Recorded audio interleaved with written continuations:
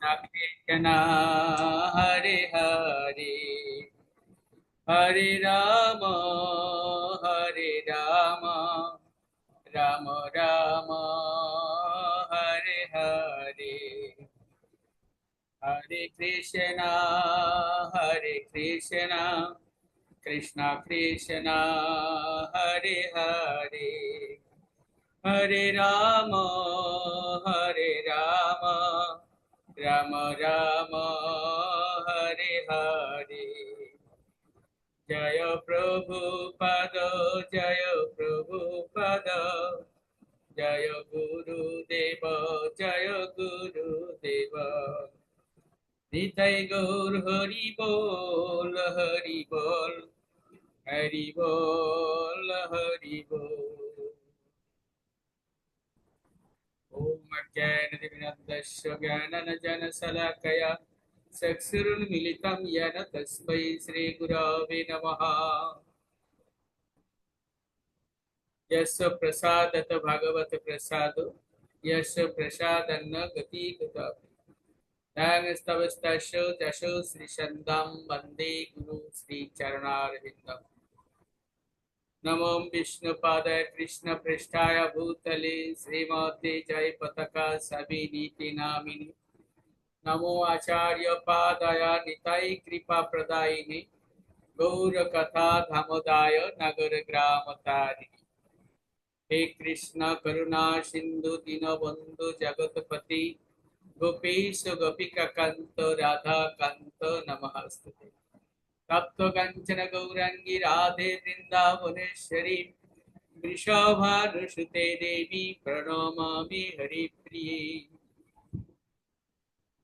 Jai Shri Krishna Chaitanya Prabhu Nityananda Shri Advaita Gadadhar Sivasadi Gaur Bhakta Vrinda Hare Krishna Krishna Krishna Hare Hare Hare Rama Rama Rama Hare Hare Om Namah Bhagavate Vasudevaya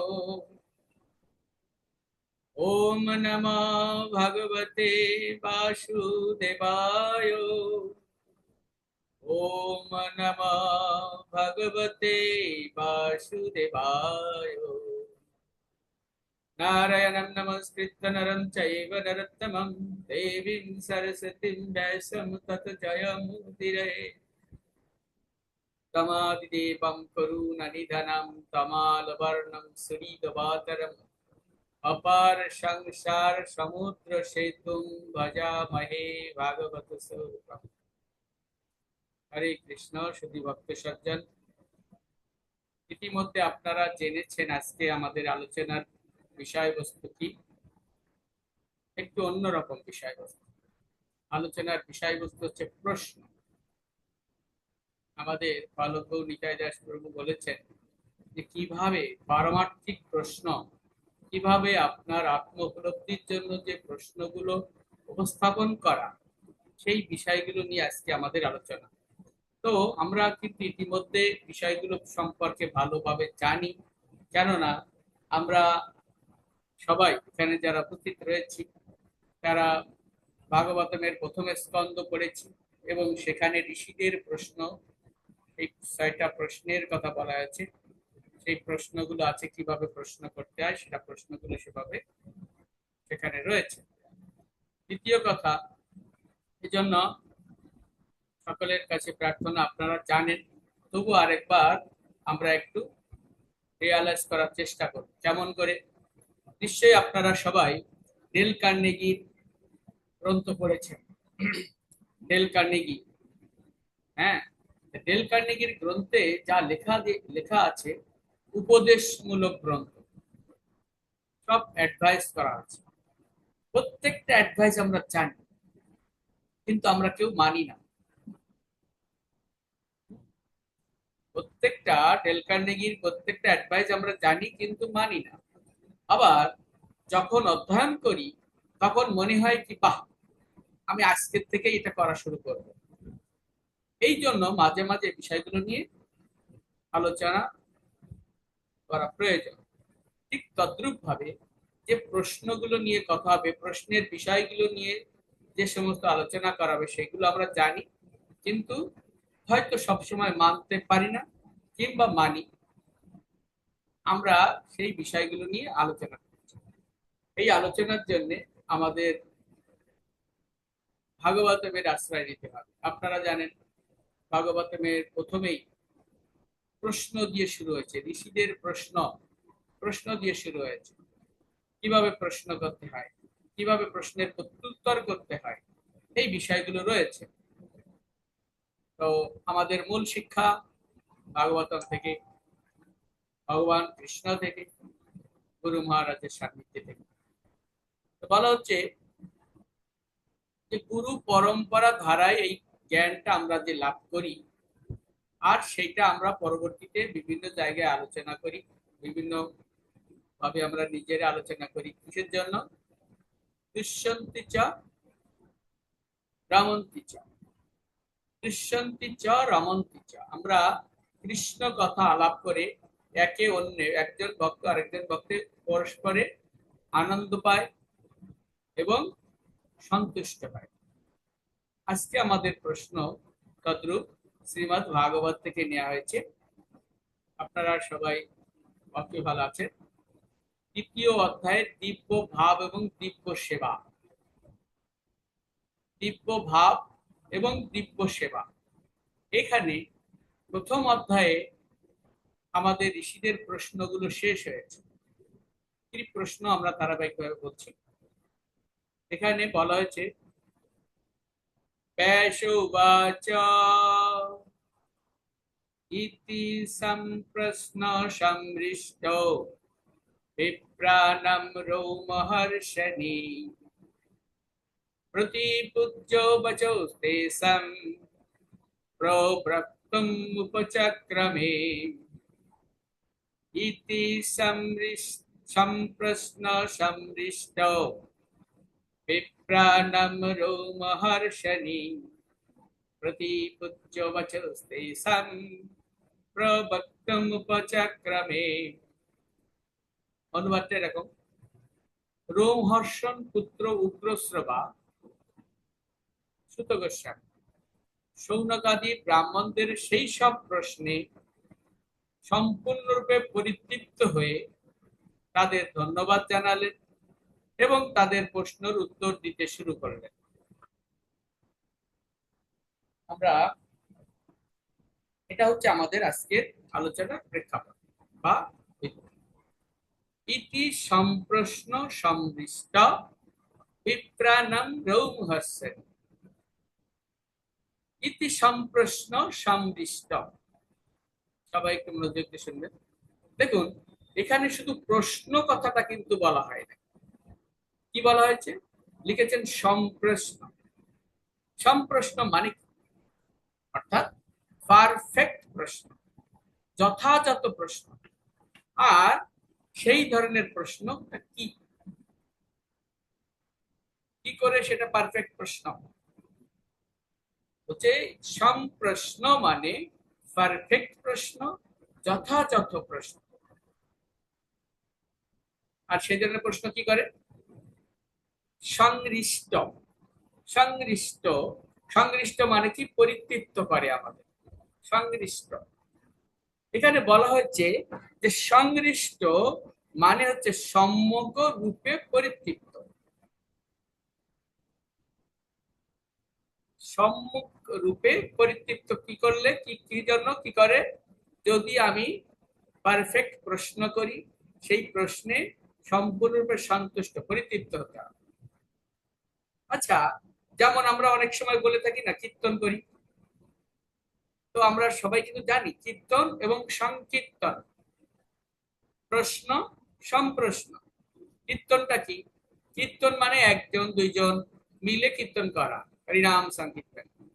হরে কৃষ্ণ কৃষ্ণ কৃষ্ণ হরে হরে, হরে রাম রাম রাম হরে হরে। কিন্তু সংকীর্তন মানে কি? সংকীর্তন মানে হচ্ছে সবাইকে নিয়ে একেবারে পারফেক্ট কীর্তন, মহা আনন্দে মহা উল্লাস কীর্তন এবং হৃদয়ের আবেগ দিয়ে কীর্তন। সংকীর্তন সবাইকে নিয়ে কীর্তন, সর্বশ্রেষ্ঠ কীর্তন। এই জন্য এর নাম সংকীর্তন। এখানে আমরা দেখতে পাচ্ছি যে সম্পূর্ণরূপে পরিতৃপ্ত হয়েছিলেন কে? সম্পূর্ণরূপে পরিতৃপ্ত হয়েছিলেন কে? সম্প্রশ্ন সমৃষ্ট বিপ্রাণম রৌমহর্ষেন, অর্থাৎ সুত গোস্বামী পরিতৃপ্ত হয়েছিলেন, সম্পূর্ণরূপে পরিতৃপ্ত হয়েছিলেন। তো প্রশ্ন করাটাও একটা আর্টের বিষয়, শুধু প্রশ্ন করলে হবে না, এই প্রশ্নগুলো একটা হচ্ছে আর্ট, একটা আর্টের বিষয়, এটা একটা কলা, শিল্প। কিভাবে আমরা প্রশ্ন করব, প্রশ্ন হচ্ছে কিভাবে প্রশ্ন করব, সেটা আমাদের প্রত্যেকের জানা উচিত। কিভাবে প্রশ্ন, যত ভালো প্রশ্ন হবে তত ভালো অ্যান্সার আসবে। একটা জিনিস খেয়াল করতে হবে, প্রশ্ন যদি ভালো হয় অ্যান্সার ভালো হবে। আমাদের ইসকনে একটা গ্রন্থ আছে, প্রশ্ন করুন উত্তর পাবেন, সবাই পড়বেন, সবাই অনেকেই পড়েছেন। তো ঠিক আছে, আমরা দেখতে পাচ্ছি যে অনেক ধরনের প্রশ্ন রয়েছে। কিছু প্রশ্ন রয়েছে কি ভালো, সেইগুলো হচ্ছে সম্প্রশ্ন। অনেক প্রশ্ন রয়েছে, আমি প্রত্যেকটা বিষয় নিয়ে ধীরে ধীরে আলোচনা করার চেষ্টা করছি। ভালো যে প্রশ্নগুলো, সেই প্রশ্নগুলোকে বলা হয় সম্প্রশ্ন। আর কিছু প্রশ্ন রয়েছে খারাপ প্রশ্ন। হ্যাঁ, কতগুলো ভালো কতগুলো খারাপ। যে সমস্ত ভালো গুলো প্রশ্নগুলো রয়েছে সেইগুলোকে আমরা কি বলছি? সম্প্রশ্ন। এই সম্প্রশ্ন আপাতত চারটে ভাগে ভাগ করা হয়েছে, 4 রকম। সম্প্রশ্নটা 4 রকম। কি কি? প্রথম হচ্ছে সহিত প্রশ্ন। যদি মানে কারো জানা থাকে সব ঠিক আছে, আর যদি জানা না থাকে তাহলে নোট করতে পারেন। প্রথম হচ্ছে সহিত প্রশ্ন। সহিত প্রশ্ন মানে কি? কার জন্য প্রশ্ন করছে? নিজের হিতের জন্য প্রশ্ন। কার জন্য? নিজের হিতের জন্য প্রশ্ন। আমি কিভাবে এটা করতে পারি, কি করলে আমার এটা আমার জন্য ভালো হবে, কি করলে আমি এই বিষয়টা ভালোভাবে জানতে পারবো, কি করলে আমি গুরু কৃষ্ণের সেবায় সুন্দর করে কি করতে পারবো, সম্পৃক্ত হতে পারবো। এইটা প্লিজ দয়া করে আমাদের বলুন। আমরা কিন্তু গীতায় জেনেছি, কি জেনেছি,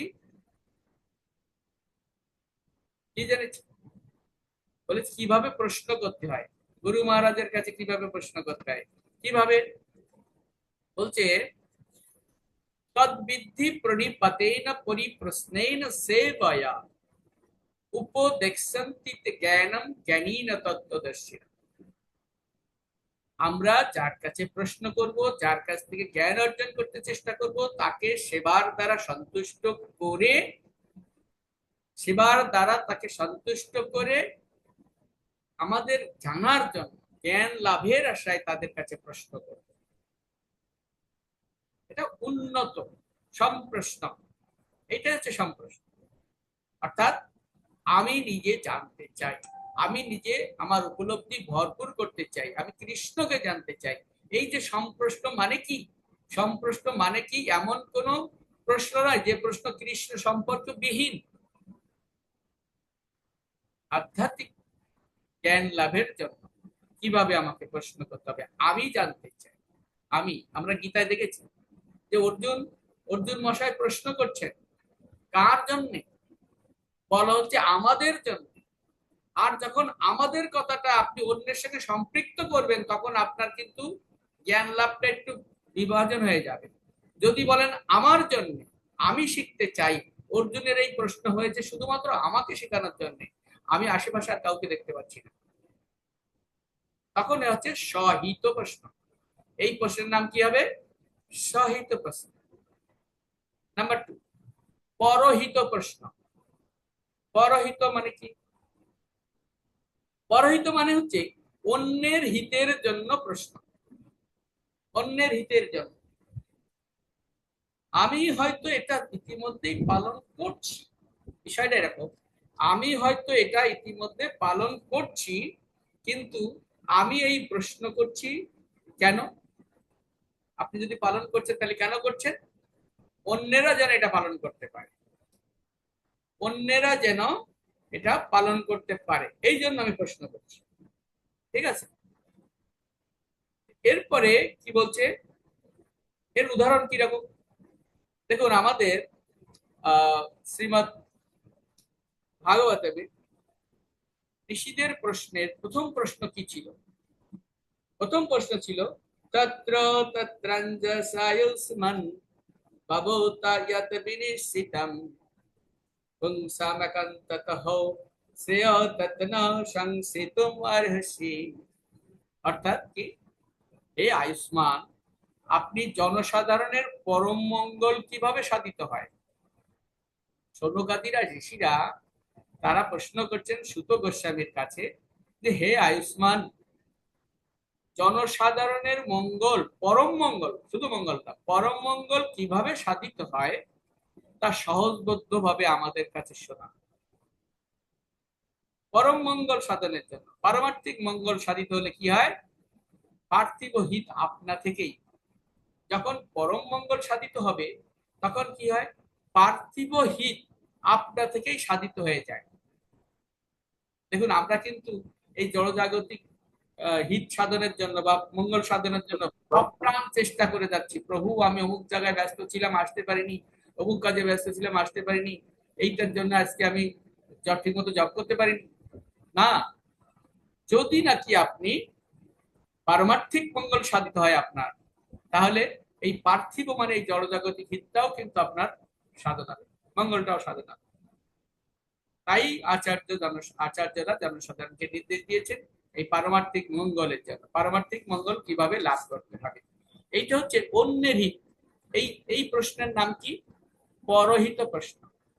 পরহিত প্রশ্ন এরকম আমাদের মানে সুত গোস্বামীর কাছে যে প্রশ্নগুলো করেছেন যারা, তারা হচ্ছেন শৌনকাদি ঋষিরা, তারা কিন্তু এই উপরের অপরের মঙ্গলের জন্য কাজ করেছে। তদ্রূপ আপনারা খেয়াল করুন যে যখন কলি শুরু হবে তার আগে ব্যাসদেব কি করলেন? উনি সাধনায় বসলেন, তপস্যায় বসলেন। আর তপস্যায় বসলে কি দেখতে পেলেন? উনি তপস্যায় বসা অবস্থায় উনি আশ্চর্য হয়ে গেছেন ভবিষ্যৎ দর্শন করে। কি ভবিষ্যৎ দর্শন করলেন? কলিযুগের ভবিষ্যৎ দর্শন করেন। প্রায়ণ অল্প আয়ুষ সভ্য কলৌ অস্মিন যুগে জানাহা। প্রায়ণ অল্প আয়ুষ কলৌ অস্মিন যুগে জানাহা মন্দ সুমন্দ মতয়া মন্দ ভাগ্যহি উপদ্রুত। মানে কি, এই কলির মানুষের আয়ু কম, তাদের বিভিন্ন রকম রোগ ব্যাধিতে ভরা থাকবে, তাদের মেধা শূন্য হয়ে যাবে, মেধা থাকবে না। তখন তিনি কি করলেন? এদের মঙ্গল সাধনের জন্য কি করা যায়, এদের মঙ্গল সাধনের জন্য কি করা যায় সেই চিন্তাগ্রস্ত হলেন। এই যে পরহিতে প্রশ্ন, যেটা ঋষি বর্গরা আমাদের জন্য করেছেন, এই শাস্ত্র আমাদেরকে অর্পণ করে, শাস্ত্র অর্পণ করে করেছেন। আমি মাঝে মাঝে বলে থাকি যে যখন করোনায় আক্রান্ত হয়ে গেলাম আমরা সবাই, তখন যত ধনী হোক আর গরিব হোক, কেউ কারোর অপরের চিন্তা করেনি, নিজে বাঁচার চিন্তা করেছে সবাই। ধনী লোকেরা নিজে নিজে নিজেদের দ্রব্য সামগ্রী, শুকনা খাবার কিনে ঘর বোঝাই করে রেখেছে, যাতে গরিব লোকেরা যে বাজারে আর কিছু না পায়, আমাকে তো বাঁচতে হবে। তাদের ধারণাটা কি ছিল? নিজে বাঁচলে বাপ ঠাকুর তার নাম। কিন্তু ঋষিরা কি বলেন? ঋষিরা বলেন যে সমস্ত জনসাধারণের মঙ্গল কিভাবে হবে, এই চিন্তা করে ব্যাসদেব কিন্তু কি করলেন, যে যেহেতু কলিযুগের মানুষ মেধাশূন্য হবে বা মেধাহীন হবে, স্বল্প মেধা সম্পন্ন হবে, তাই তাদের জন্য কি করলেন, কোন বিষয়টা সব থেকে গুরুত্বপূর্ণ, তাদের মঙ্গলের জন্য সব থেকে গুরুত্বপূর্ণ ভাগবতম। তাই তিনি ভাগবতম লেখা শুরু করে দিলেন, লিখিত আকারে করলেন। ওই দিন আমাদের ভক্তি বিজয় ভাগবত স্বামী মহারাজ একটা খুব সুন্দর কথা বলেছেন। বলেছেন আপনারা যখন সবাই, অনেকের কাছে নোট বই দেখতে পাচ্ছি, কলম আর নোট বই দেখতে পাচ্ছি, তা আপনারা তার মানে আপনাদের নোট করতে হয় এই কারণে যে আপনাদের কথাগুলো 2 মিনিট পরে মনে থাকবে না, তাই নোট করে রাখছেন। খুব ভালো কথা। কলিযুগের মানুষের যেহেতু স্মৃতিশক্তি কম থাকবে, অতএব লিখে রাখতে হবে।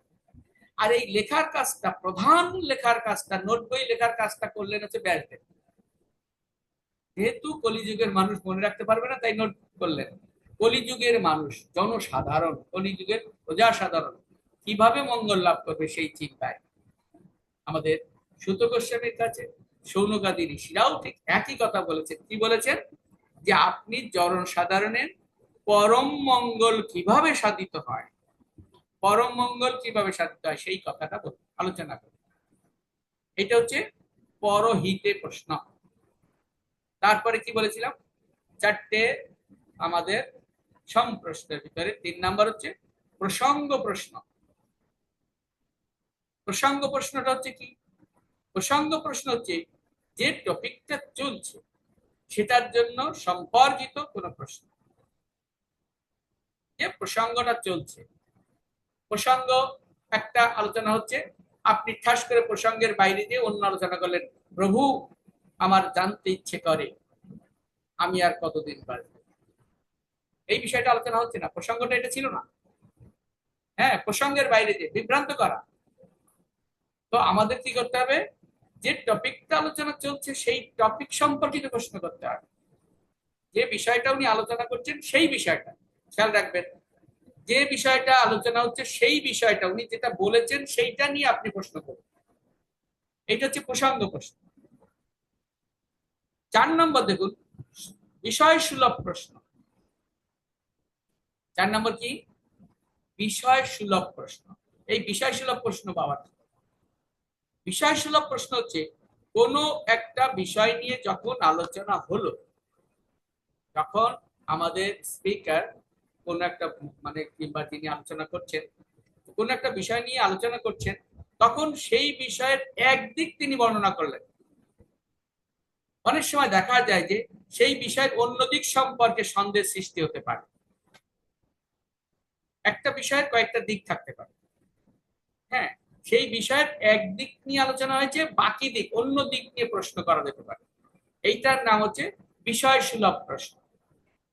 যেমন বলা হচ্ছে কি, যে যাতে আমাদের সন্দেহ নিরসন হয়, যে কি হলো, শিশুপাল, আপনারা সবাই শিশুপালকে চিনি তো? আমরা চিনি না সবাই শিশুপাল? কে শিশুপাল? তারপরে জয় বিজয় মানে কি, রাবণ আর কুম্ভকর্ণের এক ভাই, কিংবা হিরণ্যকশিপুর এক ভাই শিশুপাল। তারপরে হিরণ্যকশিপু আর হিরণ্যকশিপু 2 ভাই কে কে ছিল? শিশুপাল আর দন্তবক্র। এই শিশুপাল কিভাবে নিহত হয়েছিল? ছোটবেলা থেকে শিশুপালের মাকে ভগবান কৃষ্ণ বলেছিলেন যে আমি তোমার 100টা অপরাধ ক্ষমা করব, 100 অপরাধের ক্ষমা করার পরে তোমাকে আমি যদি তারপরেও তুমি বাড়তে থাকো তোমাকে আমি মৃত্যু। দেখা গেল যখন যুধিষ্ঠির মহারাজের রাজস্ব যজ্ঞ অনুষ্ঠান চলছে, সেই অনুষ্ঠানে শিশুপাল একাধিক ক্রমে ভগবানের সঙ্গে খারাপ ব্যবহার দুর্ব্যবহার করতে শুরু করেছে, এবং এক পর্যায়ে ওই অনুষ্ঠানেই তার 100 নাম্বার অপরাধ শেষ হয়ে গেল। আর যখনই 100 নম্বর অপরাধ শেষ হয়েছে, ভগবান সুদর্শন চক্র আহ্বান করেছেন এবং সুদর্শন চক্র ছুঁড়ে শিশুপালের শিরচ্ছেদ করে দিয়েছিলেন। বিষয়টা আমরা সবাই জানি। তো কি হয়েছিল? যখন ভগবানের হাতে শিশুপাল নিহত হলো, তিনি তখন যখন মুক্তি লাভ করলেন, তখন তিনি মুক্তি লাভ করেছেন। কিভাবে মুক্তি লাভ করেছেন আমরা বুঝবো। শিশুপালের আত্মা শিশুপালের হৃদয় থেকে বেরিয়ে সোজা ভগবানের হৃদয়ে প্রবেশ করলেন, সাধুর্য মুক্তি লাভ করলেন, মুক্তি লাভ করলেন। তখন এই প্রসঙ্গটা সামনাসামনি দেখেছেন কে? ওই রাজস্বীয় যজ্ঞে উপস্থিত সমস্ত রাজন্যবর্গ, উপস্থিত সমস্ত সভাসদরা দেখেছেন, আর আমরা শ্রবণ করেছি। তো এইটা দর্শন করে বা শ্রবণ করে জিজ্ঞাসা করা হচ্ছে। কে জিজ্ঞাসা করছেন? মহারাজ যুধিষ্ঠির। মহারাজ যুধিষ্ঠির জিজ্ঞাসা করছেন কাকে? নারদ মুনি। নারদ মুনিকে তিনি জিজ্ঞাসা করছেন এটা সম্ভব হলো কিভাবে, হাউ ইট ইজ পসিবল। হ্যাঁ, এই ধরনের একজন অধঃপতিত ব্যক্তি, এই ধরনের একজন অধঃপতিত ব্যক্তি কি করেছে? সবসময় যে ভগবানের বিরোধিতা করে, নিন্দা করে, সে কিভাবে মুক্তি লাভ করতে পারে? দেখুন, প্রশ্ন কিন্তু আপনার আমার নয়, যুধিষ্ঠির মহারাজের। একজন তিনি মহান ব্যক্তিত্ব, মহান রাজা, সত্যনিষ্ঠ তিনি, যুধিষ্ঠির মহারাজ। তিনি বলছেন যে এই লোকটা তো সবসময় ভগবানের নিন্দাবন্ধ করে, অধঃপতিত ব্যক্তি একজন, কৃষ্ণকে যে নিন্দা করে তার মতো অধমা কেউ আছে? এই ব্যক্তি কি করে, এই ব্যক্তি কিভাবে মুক্তি পেল, এটা একটা প্রশ্ন। এইটাই হচ্ছে কোন বিষয়ের বিপরীত দিক। আমরা আলোচনা করেছিলাম বিষয়সুলভ প্রশ্ন নিয়ে, এই হচ্ছে বিশালের বিপরীত দিক। কি হচ্ছে এই প্রশ্নটা থেকে আমরা বুঝতে পারি, নারদ মুনি উত্তর দিয়েছেন, আপনাদের ভাগবতে দেখবেন বিস্তারিত উত্তর দিয়ে গেছেন নারদ। এই যে বিষয়, অনেক সময় আমাদের ভিতরে কনফিউশন চলে আসে, কনফিউশন তৈরি হয়। কি কনফিউশন তৈরি হয়? বলা হলো, হে মাতাজি, সুহাসিনী মাতাজি কিংবা এই সুধাময়ী হরিকান্তা মাতাজি, প্রতিদিন সকালে কিন্তু কি করতে হবে? 16 মালা জপ কমপ্লিট করে তারপর মঙ্গল আরতির পরে 16 মালা জপ কমপ্লিট করতে হবে। এই কথা শুনে আমাদের সুধাময়ী হরিকান্ত মাতাজি কি বলছেন? তিনি বলছেন কি, আর এটা কি করে করব? এটা যদি এখন যদি আমি সকালেই 16 মালা জপ করতে যাই, সব শেষ করি, তাহলে আমার প্রভুদের জন্য আমি কখন রান্না করব? কৃষ্ণের জন্য ভোগ রান্না করব কখন? হ্যাঁ, প্রভু তো খুব ভোরবেলা চাকরিতে চলে যায়, অফিসে চলে যায়, ব্যবসায় চলে যায়, কিংবা তার নিজস্ব কাজে চলে যায়। তা আমি যদি এই ভোরবেলায় আমার এই টাইমের ভিতরে যদি জব শেষ করতে যাই, তাহলে আমি তো ওনাকে আমার স্বামীর সেবা করতে পারবো না। প্রশ্ন এরকম হতে পারে না? পারে না। বিষয় সুলভটা কি ছিল? ছিল যে প্রতিদিন আমাদের স্পিকার বলছেন, একজন মহান ভক্ত, তিনি বলছেন প্রতিদিন সকাল বেলায় মঙ্গল আরতির পরে যথাসম্ভব 16 মালা জপ কমপ্লিট করতে হবে। এখন আমাদের মা কি বললেন, যে আমি যদি প্রতিদিন সকালে 16 মালা জপ করতে যাই, তাহলে আমার প্রভুর জন্য আমি কি করে সেবাটা করবো? আমার রান্না বান্না করতে হবে, রান্না বান্না আছে না? প্রশ্ন, এরকম প্রশ্ন আছে না? তো সেই প্রশ্নটা কি, তিনি হয়তো প্রশ্ন করতে পারেন, প্রভু আপনি যে বললেন সকালের ভিতরে 16 মালা জপ করতে হবে, তাহলে আমি আমার প্রভুদের জন্য, কৃষ্ণের জন্য কখন রান্না করব? তখন আমি কি করব? এটা হচ্ছে বিষয় সুলভ প্রশ্ন। তখন যিনি আপনাকে অ্যাডভাইস করছেন, তিনি বলতে পারেন যে আপনার জন্য এই পদ্ধতিটা না হয় এই পদ্ধতিটা করে, এইভাবে আপনার জবটা শেষ করা উচিত। একটা পদ্ধতি তিনি বলে দেবেন, কিন্তু বিষয় কি, যে আপনার জন্য বিকল্প এই পন্থা, আর যদি এই সময়ের ভিতরে শেষ করতে পারেন তাহলে ভালো হয়। তবে বিষয় হচ্ছে, অনেক সময় যে আলোচনা চলছে, সেই আলোচনার একটা দিক দর্শন করার ফলে কোনো একজন ব্যক্তি হয়তো সিদ্ধান্ত নিচ্ছে যে বিষয়টা আলোচনা হচ্ছে, সেই বিষয়টা, হ্যাঁ, তখন একজন ব্যক্তি সিদ্ধান্ত নিচ্ছে কি, হয়তো এটা আমার ভুল হতে পারে, এজন্য বিষয় সুলভ প্রশ্ন করতে হবে। কি বলছে, যে একটা আলোচনার একটা দিক দর্শন করার ফলে আরেকটা দিক ভালোভাবে বিবেচনা না করে কোন একজন ব্যক্তি হয়তো সিদ্ধান্ত নিচ্ছে, তাহলে আমার এটা ভুল হচ্ছে মনে হয়, এরকম মনে করতে পারে। এই জন্য আমাদের বিষয় সুলভ প্রশ্ন করতে হবে। আপনাকে, আপনার যদি কনফিউশন থাকে থাকে তাহলে জেনে নিতে হবে এই বিষয়টা এরকম। তো এছাড়াও আমাদের আরেকটা প্রশ্ন আছে, কিন্তু এই প্রশ্ন নিয়ে আমাদের গুরু মহারাজ একটা গ্রন্থও লিখেছেন। কি প্রশ্ন জানেন তো? পরিপ্রশ্নে না, পরিপ্রশ্ন, তাই না?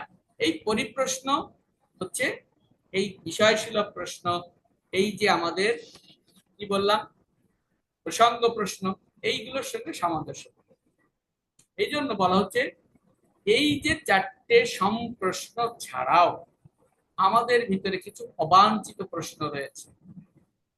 কি প্রশ্ন রয়েছে? কিছু অবাঞ্ছিত প্রশ্ন রয়েছে।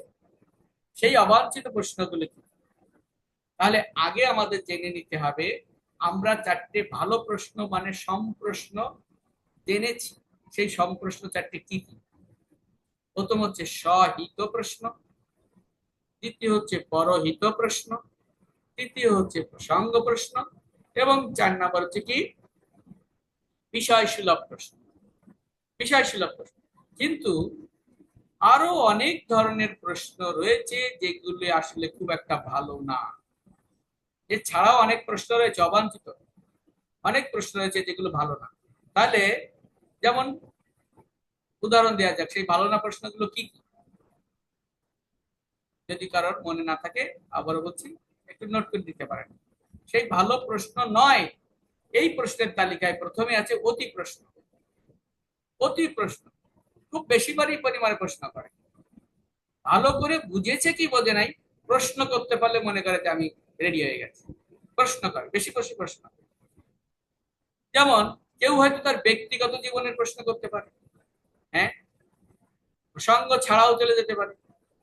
জানুন তো প্রভু, আজকে আমরা একটা বিষয় নিয়ে আলোচনা করছিলাম, সেখানে বারবার হচ্ছে আমার জীবনে এরকম একটা ঘটেছে, আমরাও যখন অমুক জায়গায় গিয়েছিলাম, হ্যাঁ, এক জায়গায় চুরি হয়েছে, আপনি চুরির আলোচনা করছেন, বলবে যে হ্যাঁ হ্যাঁ এই বিষয়ে আর বলবেন না ভাই, আমাদের বাড়িতে চুরি হয়েছিল, সেই সময় গ্রামের লোক সব চলে এসেছে, সব সবাই ওই চোরের দিকে মত, ওদিকে আরেকজন চোর আরেক দিক দিয়ে চুরি করে নিয়ে গেছে। প্রশ্ন, অতি প্রশ্ন, প্রয়োজন নাই যে সমস্ত প্রশ্ন, অতি অতি প্রশ্ন। তো এখানে তার সাথে তার রিলেশন কোথায়? ব্যক্তিগত জীবনে কত প্রশ্ন আছে, সেই সমস্ত প্রশ্ন সব আলোচনায় চলবে না, তাই না? পাবলিকলি প্রশ্ন করছে, এই যে ব্যক্তিগত প্রশ্ন মানে পাবলিকলি প্রশ্ন করছে, সেটা উচিত নয়। কেননা কৃষ্ণ সম্পর্কিত নয়, যেহেতু কৃষ্ণ সম্পর্কিত নয়, সেটা প্রশ্ন করা উচিত না। অতিরিক্ত প্রশ্ন করা, অতি প্রশ্ন করা উচিত না। 2 নম্বর হচ্ছে বিষয়ান্তর প্রশ্ন। বিষয়ান্তর প্রশ্নটা কি? যেগুলোর সাথে, বিষয়ের সাথে তার সম্পর্ক নাই। এই বিষয়টা আলোচনা হলো, আপনি এই বিষয় নিয়ে বিষয়সুলভ প্রশ্ন করবেন, কিন্তু দেখা গেল বিষয়ান্তর প্রশ্ন মানে বিষয়ের সঙ্গে যার সম্পর্ক নাই, সেই রকম প্রশ্ন। আজকে যে আলোচনা হচ্ছে সেই আলোচনার সঙ্গে তার সম্পর্ক নাই। হ্যাঁ, উদাহরণ দেওয়া যায়, কি করে উদাহরণ দিব? যে হঠাৎ করে আলোচনা চলছে, আলোচনা চলছে, হঠাৎ করে একজন এসে বলছে, প্রভু কিছু বলতেছে, বলুন, যে কৃষ্ণের এক পায়ে নুপুর আছে আরেক পায়ে নুপুর নাই কেন? কি হলো? কৃষ্ণের এক পায়ে নুপুর আছে আরেক পায়ে নুপুর নাই কেন? এরকম প্রশ্ন হতে পারে। এটার সঙ্গে সম্পর্ক, এই যে বিষয় নিয়ে আলোচনা হচ্ছে, যে টপিকস নিয়ে আলোচনা হচ্ছে, তার সঙ্গে তো কোনো সম্পর্ক নেই। কি নেই? সম্পর্ক নেই। যা সম্পর্ক নেই সেই প্রশ্ন অবান্তর বা অপ্রয়োজন। 3 নম্বর কি হচ্ছে? 3 নম্বর অবান্তর প্রশ্ন বা খারাপ প্রশ্ন, সেটা কি হচ্ছে? বালিশ প্রশ্ন। আমরা কেউ মনে হয় ইতিপূর্বে আগে শুনি নাই যে এইরকম একটা নাম আছে, বালিশ প্রশ্ন। বালিশ প্রশ্ন কি? বালিশ প্রশ্ন হলো, বাচ্চা ছেলেরা যেমন করে থাকে, একটা প্রশ্নের উত্তর দিতে যাচ্ছেন যিনি স্পিকার, প্রশ্নের উত্তর দিতে, তার আগে আরেকটা প্রশ্ন করে বসেছে, ল্যাব যায়নি, একটার উপর একটা উঠে গেছে, প্রশ্ন করছে, উত্তর ঠিক মতো না আসেনি, সঙ্গে সঙ্গে আরেকটা প্রশ্ন করছে, একটা প্রশ্নের উত্তর দিচ্ছে, তার আগে আরেকটা, একটা প্রশ্নের উত্তর দেওয়ার আগে আরেকটা প্রশ্ন করছে। এইভাবে একটার পর একটা প্রশ্ন করাকে বলা হয় বালিশ প্রশ্ন, যেটা দিয়ে আপনি কিছু শুনতেও পাচ্ছেন না, মানে কি শ্রবণ করতে পারছেন না, শিক্ষা লাভও করতে পারছেন না। এটার নাম হচ্ছে বালিশ প্রশ্ন। পরের পরের প্রশ্নের নাম হচ্ছে বিতণ্ডা প্রশ্ন। কি প্রশ্ন? বিতণ্ডা, চ্যালেঞ্জ করা। কাকে চ্যালেঞ্জ করছে? কাউকে চ্যালেঞ্জ করছে। বিতণ্ডা প্রশ্ন মানে কি? তর্ক বিতর্কের সঙ্গে জড়িত হয়ে যাবে। কারকে চ্যালেঞ্জ করছে? চ্যালেঞ্জ করার আর কে আছে? যে এতক্ষণ ধরে কথা বলছে, সুবল কানাই দাস স্পিকার, এই স্পিকার, তাকে চ্যালেঞ্জ করার জন্য প্রশ্ন করা, আপনি যেটা বললেন এটা কি করে হয়, এটা তো এরকম হওয়া উচিত। হ্যাঁ, একবারে ঘটনা ঘটেছে, শুনুন। একজন মহারাজ, তিনি প্রবচন দান করছেন, আর প্রবচন দান করার ভিতরে একজন হাত তুলেছেন, মহারাজ কিছু বলতে চাই। আচ্ছা মহারাজ, আপনি বলুন তো দেখি, ব্যাসদেবের দাদুর নাম কি? কি বলছে? ব্যাসদেবের দাদুর নাম কি? মহারাজ বলছেন কি, আমি তো জানি না, না, আমি এটা জানি না। তখন ওই লোক বলছে, আমি জানি মহারাজ, বলবো? মানে কি? মহারাজ তখন বলছে, না, আপনার বলার দরকার নেই, আপনি বসে পড়ুন। আপনার বলার দরকার নেই, আপনি বসে পড়ুন।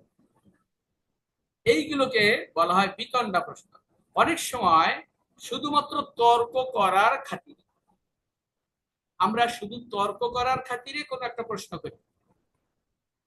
হ্যাঁ, আর কেমন প্রশ্ন করি, যে মনে করি ও আজকে আপনি আমাদের এলাকায় পাঠ দেওয়ার জন্য এসেছেন, পাঠক আপনি, আজকে প্রশ্ন করার সুযোগ দিলে এমন প্রশ্ন করব যে আপনার একেবারে পালিয়ে পথ পাবেন না। বিতণ্ডা মানে হেনস্থা করার জন্য প্রশ্ন। এই প্রশ্ন হচ্ছে বিতণ্ডা। এর পরের প্রশ্ন হচ্ছে প্রজল্প প্রশ্ন। এর পরের নাম্বার প্রশ্নের নাম হচ্ছে কি? প্রজল্প প্রশ্ন। প্রজল্প প্রশ্ন কি? প্রজল্প করতে, প্রজল্প মানে কি?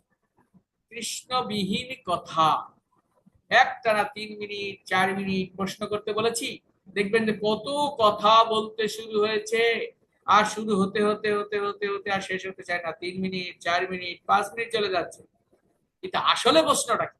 অনেক সময় কিন্তু আমাদের প্রভুরা বলে থাকেন, আসলে মাতাজি কিংবা প্রভুজি আপনি বলুন আপনার আসল প্রশ্নটা কি, বলুন প্রশ্নটা কি বলুন।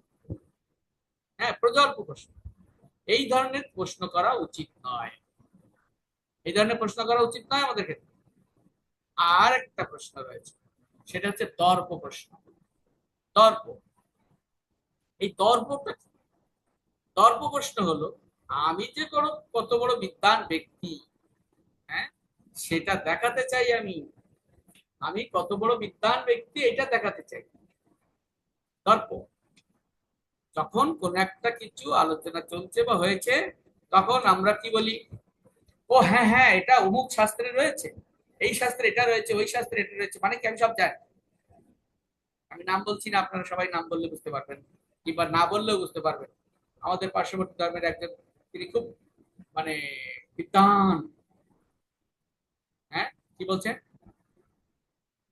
মহাভারতের অমুক নম্বর শ্লোকের অমুক বিষয় অমুক সময় অমুকটা রয়েছে। হ্যাঁ, আপনাদের অমুক উপনিষদের অমুক শ্লোকের অমুক বিষয় অমুক অধ্যায়ের এটা রয়েছে, সব মুখস্থ, গড়িং কাড়াং গড়িং কাড়াং করে শ্লোক বলে দিচ্ছে। কিন্তু খুব খেয়াল করে দেখুন তিনি সঠিক কথা বলছে না। আর সবাই মনে করছে ওরে বাবা রে বাবা রে বাবা, এত এত ধার্মিক লোক, এত জ্ঞানী লোক সব মুখস্থ বলে দিচ্ছে। সঠিক না। কেন এরকম করতেছে তারা? আমাদের অজ্ঞতার কারণ, আর নিজেকে জাহির করার কারণ। নিজেকে জাহির করার কারণে সাধারণত এরকম প্রশ্ন হয়। যে দেখাতে চাচ্ছে কি, যে আমি কত কিছু জানি একটু দেখে রাখ, আমার কত অভিজ্ঞতা রয়েছে। বিশেষ করে যারা অল্প শিক্ষিত, অল্প মেধা সম্পন্ন লোকজন গুলো এই কাজটা করে। আচ্ছা বলুন তো দেখি, এটা কি করে সম্ভব হলো?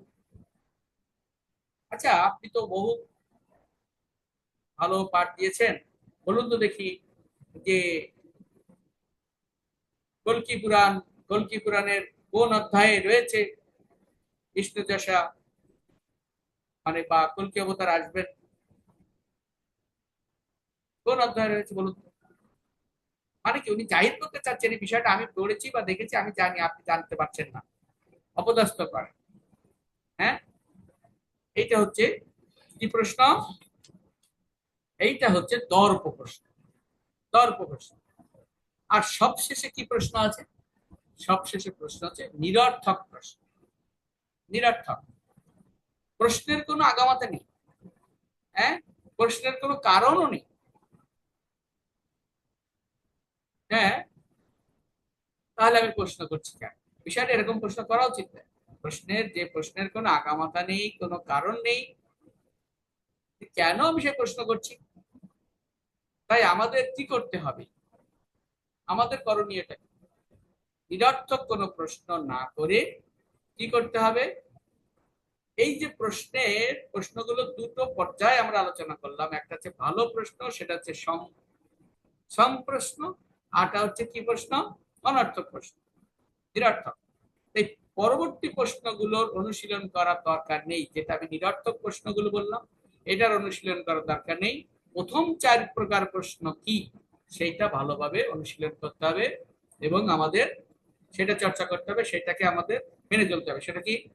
সহিত প্রশ্ন, পরহিত প্রশ্ন, প্রসঙ্গ প্রশ্ন এবং বিষয়সুলভ প্রশ্ন, এই 4 ধরনের প্রশ্ন করার চেষ্টা করব আমাদের সবার যেন মনে থাকে। সেটা হবে কি সম্পর্কিত? কৃষ্ণ সম্বন্ধে এই 4 ধরনের প্রশ্ন করা যাবে এবং সেটাকে অবশ্যই কৃষ্ণ সম্পর্কিত বা কৃষ্ণ সম্বন্ধে হতে হবে। এই ধরনের প্রশ্ন করলে কি হবে? এই ধরনের প্রশ্ন করলে কি হবে? সংশ্লিষ্ট সংশ্লিষ্ট আমরা আনন্দ পেতে পারবো। তাহলে সনকাদি ঋষিদের কোন প্রশ্নে কে খুশি হলেন? সংশ্লিষ্ট প্রশ্ন শুনে সংশ্লিষ্ট হলেন সুত গোস্বামী। তাহলে কি হলো?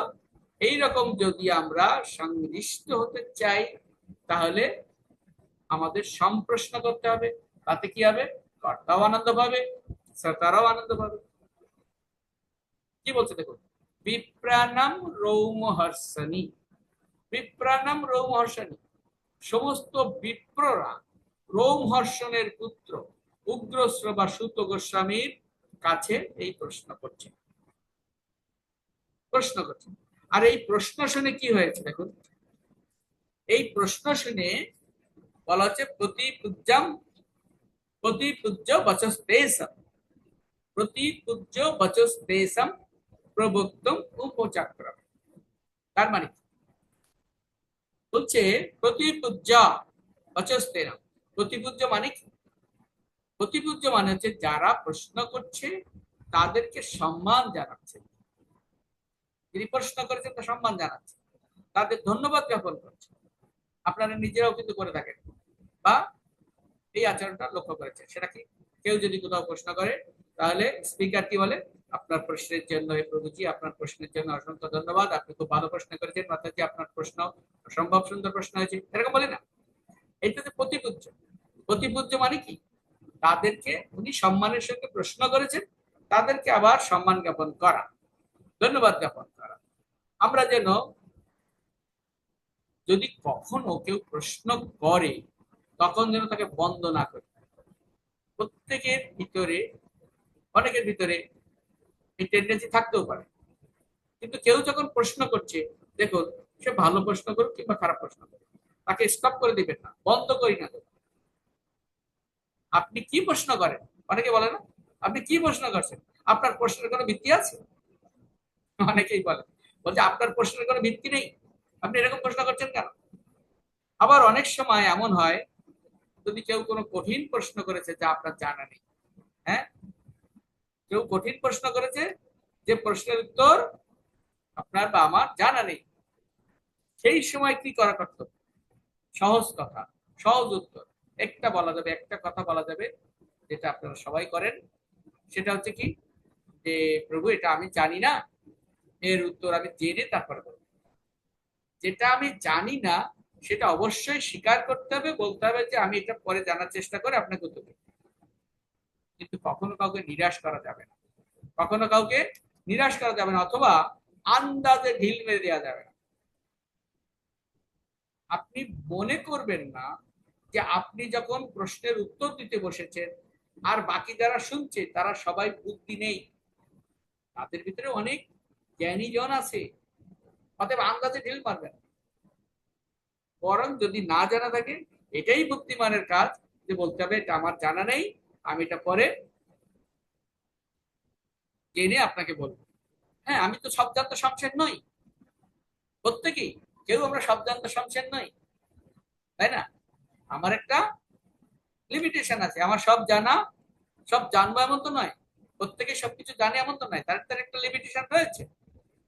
তাই প্রতিপূজ্য, বিশেষ করে যখন বাচ্চারা প্রশ্ন করে, হ্যাঁ, বাচ্চারা যখন প্রশ্ন করে তারা কিন্তু বেশি বেশি করে প্রশ্ন করে।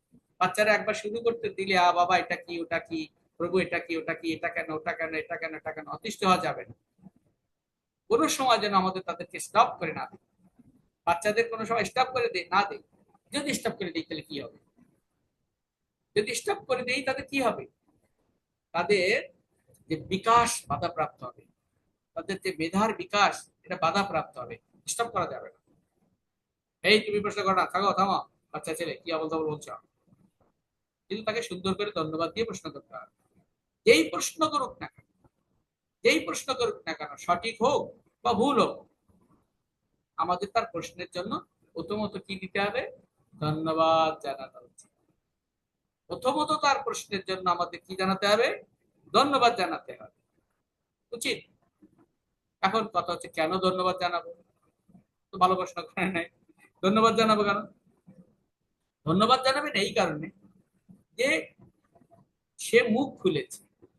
হ্যাঁ, যে আপনি যে মুখ খুলেছেন প্রশ্ন করার জন্য, তিনি প্রশ্ন করছেন, তাকে ধন্যবাদ জানালে আপনি তো মুখ খুলেছেন, সেটার জন্য ধন্যবাদ। আপনি যে প্রশ্ন করেছেন এটার জন্য ধন্যবাদ, ভুল হোক আর সঠিক হোক, প্রশ্ন করতে এসেছেন। বিশেষ করে মানুষ এমনিতেই মুখ খুলতে চায় না, খেয়াল করুন, মানুষ এমনিতেই মুখ খুলতে চায় না, কিন্তু তখন ফেসবুকে লিখতে বলা হয়, পোস্ট দিতে বলা হয়, দেখবেন লেখার কোনো শেষ নেই। হ্যাঁ, কি যেন বিভিন্ন বিভিন্ন রকম সামাজিক, হ্যাঁ, রয়েছে, যে ফেসবুকের মতো যে পোস্টগুলো রয়েছে, সেইগুলো আমরা লিখতে গেলে কিন্তু লিখতে ঘন্টার পর ঘন্টা লিখতে পারি। কিন্তু যখন কাউকে মন্দিরে এসে প্রশ্ন করতে বলা হয়, কেউ বা যখন মন্দিরে আসে তাকে প্রশ্ন করতে বলা হয়, তখন সবাই চুপ, জানে না, অথবা ঘুমায়। বিশেষ করে ভাগবত ঘুমের ঔষধ, ঘুমিয়ে পড়ে, শ্রবণের সময় ঘুমিয়ে পড়ে। বেশিরভাগ ক্ষেত্রে লোকজন প্রশ্ন করতে চায় না। কিন্তু কেউ যে প্রশ্ন করছে, তার অর্থ কি? তার অর্থ হচ্ছে সেই বিষয় তিনি শুনেছেন, আগ্রহ সহকারে শুনেছেন। আর যে প্রশ্ন করছেন না, চুপ করে রয়েছেন, তার অর্থ কি? এই বিষয়টা তার আগ্রহ নেই, এই বিষয়টা তার আগ্রহ নেই। কিন্তু খেয়াল রাখতে হবে, question is a mark of intelligence. Question is a mark of intelligence. কেউ যে প্রশ্ন করছে তার মানে কি? তার মানে বুদ্ধিমত্তার পরিচয়, তার বুদ্ধিমত্তার পরিচয় এটা। কেউ প্রশ্ন করছে মানে সে বিষয়টা ভালোভাবে শুনেছে, শ্রবণ, সে ভালোভাবে শুনেছে। তার কারণ তো, তার কারণেই কি হয়েছে, তার কারণেই তো তার প্রশ্নটা আসছে। সে শুনেছে বিধায় না প্রশ্ন করছে।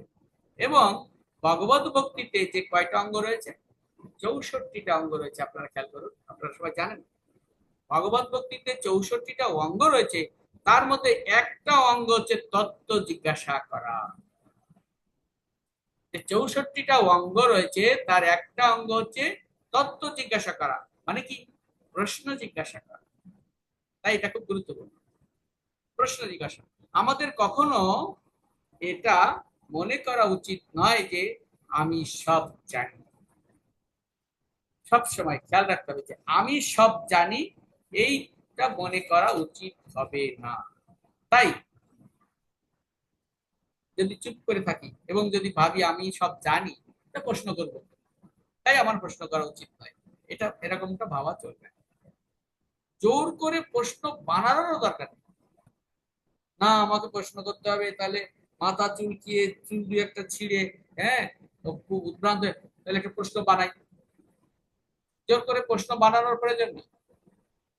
স্বতঃস্ফূর্ত ভাবে আপনার হৃদয় থেকে উচ্চারিত যে জিজ্ঞাসা, ও, এই কি অপূর্ব কথাটা শুনলাম, এই বিষয়ে আমার এইটা আরেকটু এটা জানতে ইচ্ছা করছে, এটা প্রশ্ন। আমাদের ভালোভাবে তার জন্য শ্রবণ করতে হবে। এর জন্য আমাদের ভালোভাবে শ্রবণ করতে হবে, শ্রবণ করা, এবং সেখান থেকে যদি কোনো প্রশ্ন উঠে আসে, আমি যখন ভালোভাবে শ্রবণ করব, সেই শ্রবণ থেকে যদি কোনো প্রশ্ন চলে আসে, তখন সেই প্রশ্নটা করা উচিত। জোর করে প্রশ্ন বানালাম, কিংবা পাঠ শুনতে বসেছি, আমি টুকটুক করে লিখলাম আজকে এমন একটা প্রশ্ন করব, ওই যে বিতণ্ড প্রশ্ন কিংবা দর্প প্রশ্ন, যে আমি প্রশ্ন করব, প্রশ্নকর্তাকে আজকে ঘায়ল করে দেবো, ঘাম ছুটিয়ে ছাড়বো, অভক্তি লক্ষণ, বৈষ্ণব অপরাধের ভিতরে পড়ে যাবে, করা উচিত না। প্রশ্ন আসতে হবে স্বতঃস্ফূর্ত ভাবে, স্বতঃস্ফূর্ত ভাবে, জ্ঞান লাভের আশায়। তাই বলা হয়েছে না, প্রথমে যেটা বললাম, তার বৃদ্ধি প্রণিপাতেন পরিপস্তেন সেবয়া উপদেক্ষন্তি জ্ঞানম জ্ঞানীন তত্ত্বদর্শিনা। আপনাকে জ্ঞান লাভের আশায় প্রশ্ন করতে হবে, অন্যকে হেয় প্রতিপন্ন করার আশায় নয়, অন্যকে ছোট করার আশায় নয়, অন্যকে কি করা, যাচাই করার আশায় নয়, প্রশ্ন। তাহলে আমরা পারমার্থিক জগতে উন্নতি লাভ করতে পারবো। এবং প্রত্যেকটা প্রশ্ন, প্রত্যেকটা জিজ্ঞাসা হতে হবে কৃষ্ণ বিষয়। কারণ রীতে অর্থম ইয়াত পতিয়াতে না পতিয়াতে চাত্মনি, মানে কি, যার সঙ্গে আমার সম্পর্ক নাই সেই বিষয়টা যদি তোমার কাছে মূল্যবান বলে মনে হয়, হ্যাঁ, গুরুত্বপূর্ণ বলে মনে হয়, তাহলে বুঝতে হবে সেটা মায়া, সেটা আসলে কিছু নয়। এজন্য সবাই প্রশ্ন করুন। প্রশ্ন করতে গেলে শ্রবণ করতে হবে, হ্যাঁ। আর শ্রবণ ডাটা অফ করো, ডাটা পুড়ে যায় না। আর শ্রবণ করতে গেলে কি করতে হবে? শ্রবণ করতে গেলে ছোট মোবাইল একাগ্র দেখো। চিত্তে হতে হবে। যেমনটা না, সুত গোস্বামী, সুত গোস্বামীকে বলা হয় উগ্রশ্রবা। উগ্রশ্রবা মানে কি? সেই সময় তো লেখাপড়া ছিল না, নোট করা ছিল না, নোট হয়েছে তো আমাদের কলিযুগের মানুষের জন্য। উগ্রশ্রবা, তিনি এত নিষ্ঠার সঙ্গে আগ্রহের সহকারে এই সুখদেব গোস্বামীর বর্ণনাকৃত যে ভাগবত শ্রবণ করেছিলেন, হুবহু কোন দাড়ি কমা পূর্ণচ্ছেদ একেবারে সবকিছু সব ঠিকঠাক রেখে হুবহু তিনি সেই প্রশ্নগুলো, সেই জ্ঞানটা আহরণ করেছিলেন, সেইভাবে তিনি আবার বর্ণনা করেছিলেন নৈমিষারণ্য ঋষিদের কাছে। আমরা সেটাকে অনুসরণ করব। যদিও আপনি কলিযুগের মানুষ, আপনার স্মৃতিশক্তি কম, তারপরেও আপনি যদি অত্যন্ত নিষ্ঠার সঙ্গে আগ্রহের সঙ্গে শ্রবণ করেন, তাহলে আপনার উপলব্ধিতে কিছু সঞ্চয় হবে। হরে কৃষ্ণ হরে কৃষ্ণ কৃষ্ণ কৃষ্ণ হরে হরে, হরে রাম রাম রাম হরে হরে। এখানে যে বিষয়টা উল্লেখ করতে চেয়েছিলাম, সেই বিষয়টা আপনারা একটু খেয়াল করুন। যে ঋষিরা যে প্রশ্ন করেছিলেন সকলের মঙ্গলের জন্য, সেই প্রশ্নগুলো কি? প্রথম প্রশ্ন ছিল কি? হ্যাঁ, প্রথম প্রশ্ন ছিল কি? জনসাধারণের পরম মঙ্গল সাধিত হয় কিভাবে? দ্বিতীয় প্রশ্ন ছিল সকল জীবের মঙ্গলের জন্য সমস্ত শাস্ত্রের সারমর্ম বিশ্লেষণ করুন। তৃতীয় প্রশ্ন ছিল যে কি উদ্দেশ্যে ভগবান, হ্যাঁ, বা বসুদেব পত্নী দেবকীর গর্ভে আবির্ভূত হয়েছিলেন। 4 নম্বর প্রশ্ন ছিল কি? বিভিন্ন অবতারে পরমেশ্বর ভগবানের লীলা বিলাসের কথা বর্ণনা করুন। 5 নম্বর প্রশ্ন ছিল কি? পরমেশ্বর ভগবানের অসংখ্য অবতার, তাদের অপ্রাকৃত লীলা বিলাসের কথা বর্ণনা করুন। আর সর্বশেষ প্রশ্ন ছিল ঋষিদের কি? যে ভগবান শ্রীকৃষ্ণের অপ্রকটের পরে সনাতন ধর্ম কার শরণাপন্ন হয়েছে। অর্থাৎ প্রত্যেকটা প্রশ্ন কৃষ্ণ সম্পর্কিত। এখানে আবার শৌনকাদি ঋষিরা বলেছেন যে আমাদের প্রশ্ন যদি কৃষ্ণ সম্পর্কিত হয় এবং এই প্রশ্নের উত্তর যদি কৃষ্ণ সম্পর্কিত হয়, তাহলে আপনি উত্তর প্রদান করুন, নচেত নয়। হরি বল। কারণ যদি কোনো প্রশ্ন থাকে এরপরে। হরে কৃষ্ণ। হরে কৃষ্ণ। কঠিন প্রশ্ন করবেন না, বলুন। বাবা, একটি প্রশ্ন ছিল।